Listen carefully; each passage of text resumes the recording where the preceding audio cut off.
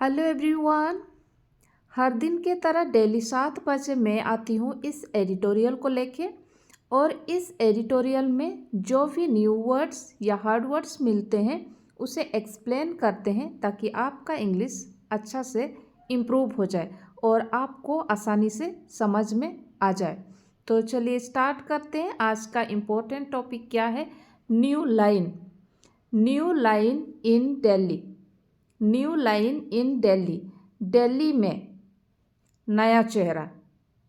New line in Delhi.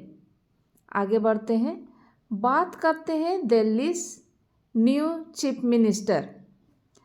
Delhi में apostrophe S लगा हुआ है, मतलब दिल्ली की या दिल्ली में। Delhi new chief minister, Delhi की नया चीफ मिनिस्टर या दिल्ली में नई मुख्यमंत्री। ऐसे एपोस्ट्रोफी एस के बाद हम नाउन लिखते हैं। ये चीफ मिनिस्टर नाउन है और न्यू यहाँ पर एडजेक्टिव है। आगे देखते हैं, आगे बात करते हैं Rekha Gupta should find. Rekha Gupta should find the governance challenges easier to handle. Rekha Gupta को शासन संबंधी चुनौतियाँ, चैलेंजेस यहाँ पे चुनौतियाँ या मुश्किलें, इसके संबंध, गवर्नेंस के संबंध, शासन के संबंध में जो भी चुनौतियाँ आती है उसको हैंडल करने में आसान लगना चाहिए। इसको हैंडल करने में, संभालने में आसान लगना चाहिए। शुड फाइंड मतलब यहाँ लगना चाहिए।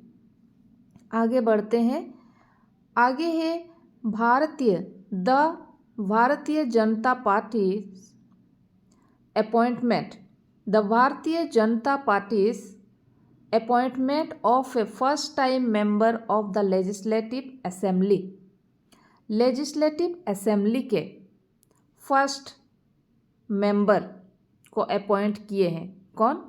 बीजेपी ने। The Bharatiya Janata party's appointment of a first time member of the legislative assembly. Rekha Gupta को यहाँ पे first time members, legislative assembly के फर्स्ट मेंबर को उन्होंने फर्स्ट टाइम अपॉइंट दिए हैं as the new chief minister of Delhi. Delhi के न्यू चीफ मिनिस्टर के रूप में। Is in line with its preference for relatively junior and fresh faces in leadership position। ये लीडरशिप पोजीशन में नया है और फ्रेश है। आगे देखते हैं, आगे है मिस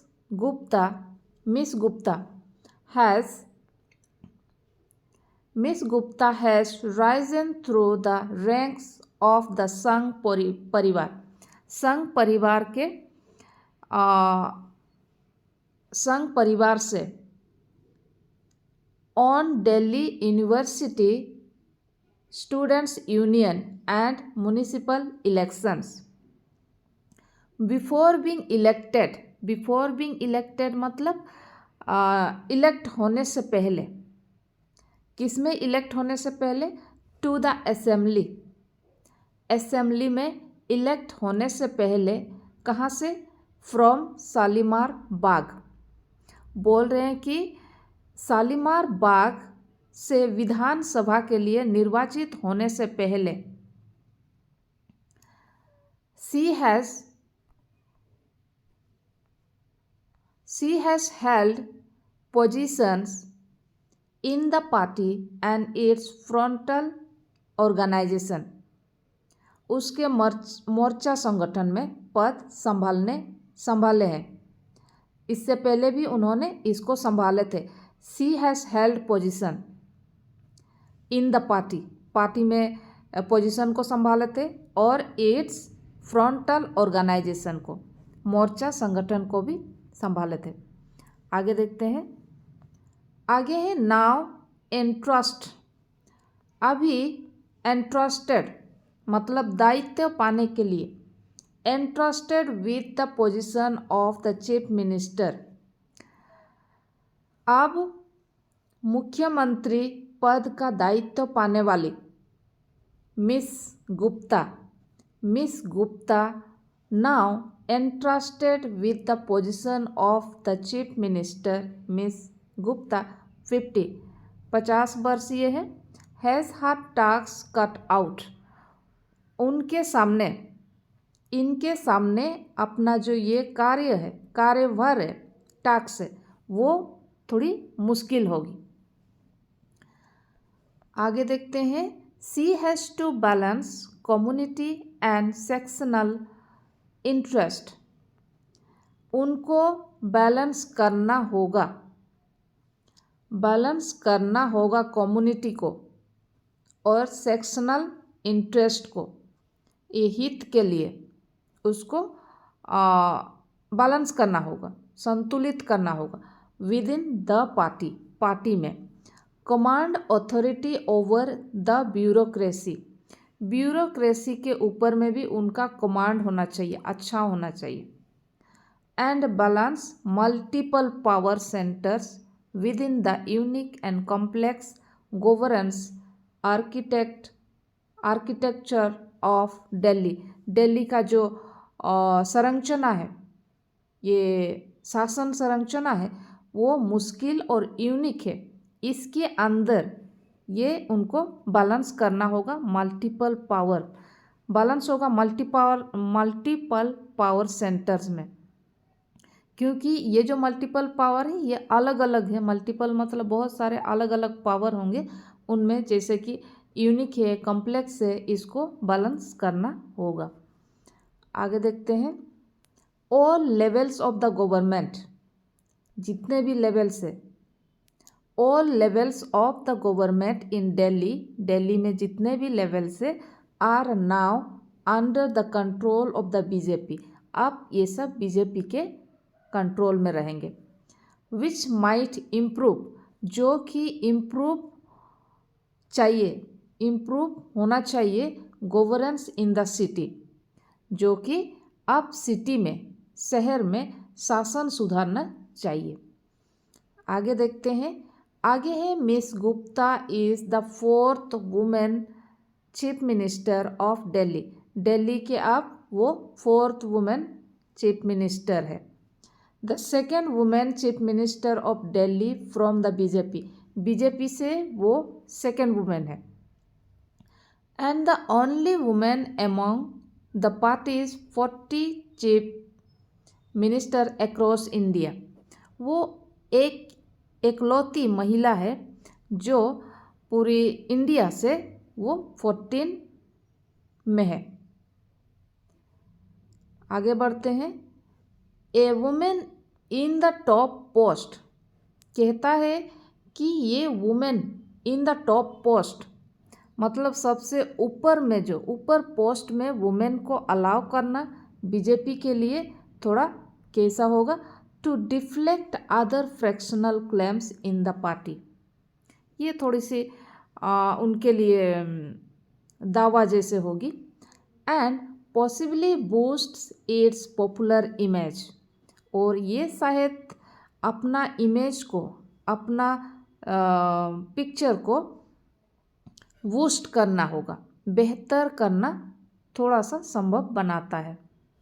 आगे देखते हैं, मिस गुप्ता ऑल्सो रिप्रेजेंट्स, और भी रिप्रेजेंट्स करते हैं और भी दर्शाते हैं, क्या दिखाते हैं, द ट्रेडर बनिया कम्युनिटी, ट्रेडर बनिया कम्युनिटी को भी रिप्रेजेंट्स करते हैं, जो कि which has been a bedrock of the BJP politics in Delhi for decades, 10 सालों से दिल्ली में बीजेपी के जो पॉलिटिक्स है ये बेडरॉक बनी है। बेडरॉक मतलब स्ट्रॉन्ग बेस है, क्या, Baniya community. Miss Gupta also represents the trader बनिया community which has been a bedrock of the BJP politics in Delhi for decades. आगे बढ़ते हैं, the new leader takes many boxes, the new leader जो अभी नया लीडर है वो ticks many boxes for the party. यहाँ पे टिक्स मैनी बॉक्सेस मतलब क्वालिफिकेशन को पूरा करती है, जितने भी क्वालिफिकेशन इनके लिए पार्टी के लिए ज़रूरी है उसको क्वालिफाई कर रही है।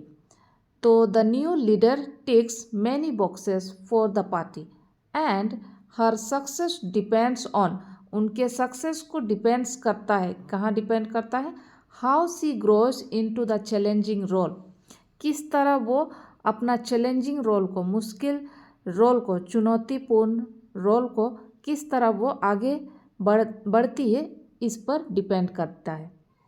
आगे बढ़ते हैं। The BJP has tried, BJP ने कोशिश किए हैं, अटैम्प्ट किए हैं, to balance caste and community representation in the new council of ministers. इसमें बैलेंस करने के लिए, कास्ट और कम्युनिटी को बैलेंस करने के लिए भी ट्राई किया था बीजेपी ने। आगे बढ़ते हैं। इन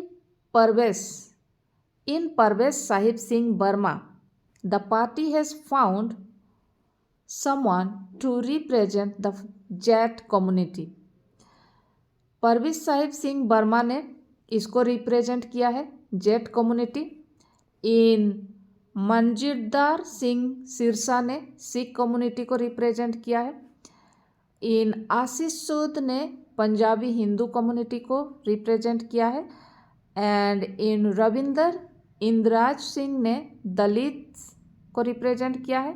इन कपिल मिश्रा ने ब्राह्मण्स को रिप्रेजेंट किया। And in Pankaj Kumar Singh the Purvanchali community को रिप्रेजेंट किया है। आगे बढ़ते हैं। आगे है the new government has a multiple of governance challenges awaiting it. New government के बहुत सारे मल्टीपल ऑफ गवर्नेंस चैलेंजेस है, बहुत सारे गवर्नेंस चैलेंजेस है, वो इंतज़ार कर रहा है उसका। Awaiting it the problems of air and water pollution are issues. यहाँ पे एयर और वाटर पोल्यूशन भी है, इसका इशू है। दैट नीड ए सोल्यूशन, इसको सोल्यूशन की ज़रूरत है, चाहिए। That go beyond the boundaries of Delhi, ये दिल्ली के बाउंड्री से भी बाहर निकल जा रहा। Issues such as the law and order are under the purview of the Union Home Minister। इस तरह के इशू को किसके में है, इनके अंडर में है, यूनियन होम मिनिस्टर। आगे बढ़ते हैं। आगे है Miss Gupta's experience. Miss Gupta का जो एक्सपीरियंस है of being 3 term municipal councillor, 3 term 3 बार नगर पार्षद रहने का एक्सपीरियंस है। कुड हेल्प, ये भी मदद कर सकता है। एज वुड द फैक्ट, ये फैक्ट हो सकता है that the neighbouring Haryana, Uttar Pradesh also है बीजेपी गवर्नमेंट्स, ये सब पड़ोसी हरियाणा उत्तर प्रदेश में भी भाजपा होने से मदद मिल सकती है। आगे बढ़ते हैं।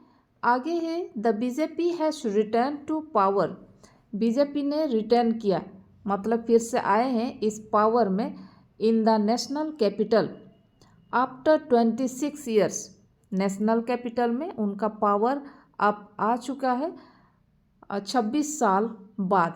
हैविंग ऑफर करते हुए, क्या चीज़ ऑफर करते हुए और किसको कर रहे हैं, द इलेक्टोरेट मतदाताओं को। ए राफ्ट ऑफ वेलफेयर स्कीम्स, बहुत सारे वेलफेयर स्कीम्स को देने का वादा करते हैं, टू अचीव दैट, वादा करते हैं। नेक्स्ट देखते हैं।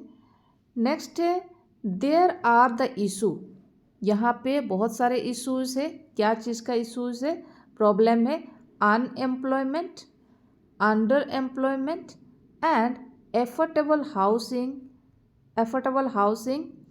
and infrastructure that require the government's attention। ये सब में unemployment, under employment and affordable housing and infrastructure को चाहिए, क्या चाहिए, गवर्नमेंट्स का अटेंशन चाहिए, इनके ध्यान चाहिए, ध्यान देना चाहिए ये सब में। तो आज का एडिटोरियल यहीं ख़त्म करते हैं। आज के लिए इतने। Thank you.